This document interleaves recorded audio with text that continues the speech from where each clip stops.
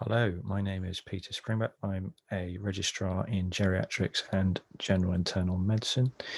My colleague, Dr. Elena Mucci, one of the consultants in Hastings, contributed to this project as well, which is on acute frailty simulation.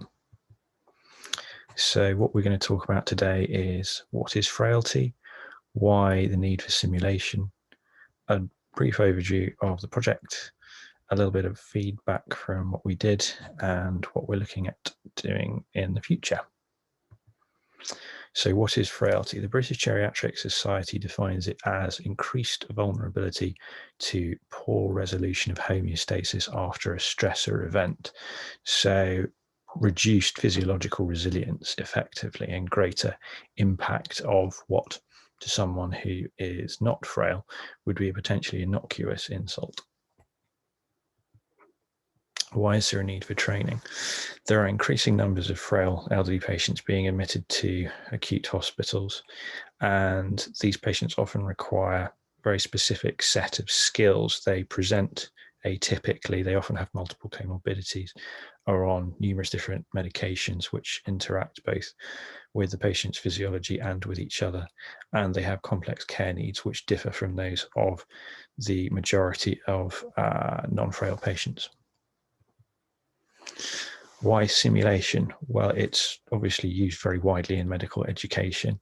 The uptake in geriatric medicine is increasing all the time. It provides the opportunity to teach both technical and non-technical skills, with the social element being particularly useful and in a safe environment. And debriefing provides a unique opportunity and mechanism to teach both those who've taken part in the scenario and those who have watched it. So in summary, what we did was create a half-day simulation course for junior doctors who care for patients with frailty who are being either admitted acutely to hospital or who are inpatients in hospital and may deteriorate acutely. The scenarios were designed to highlight specific learning points, and these incorporated numerous technical skills and human factors. High fidelity mannequins were used to deliver the simulation in fully equipped simulation labs within the trust. And there's some photographic evidence of the lab that we used. So just a sample scenario. Doris is 91 and has been brought into resus with a high fever, rigors, and tachycardia. She lives in a residential home where she's mobile with a Zimmer frame and assistance of one. She has Alzheimer's disease, but takes an active part in activities in the care home, particularly enjoying knitting and gardening. In the past 12 months, she's been admitted to hospital 3 times, a total of 24 bed days.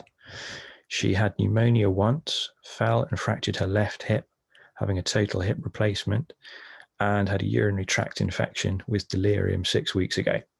Please assess Doris and formulate a management plan.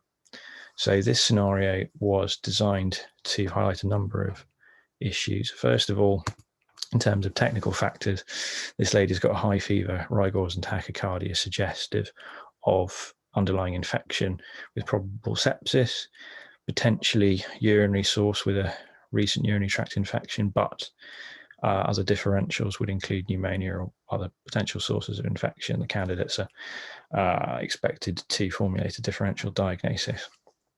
Other areas to highlight are the fact that this lady is in residential care and she has mobility problems requiring a Zimmer frame and the assistance of one.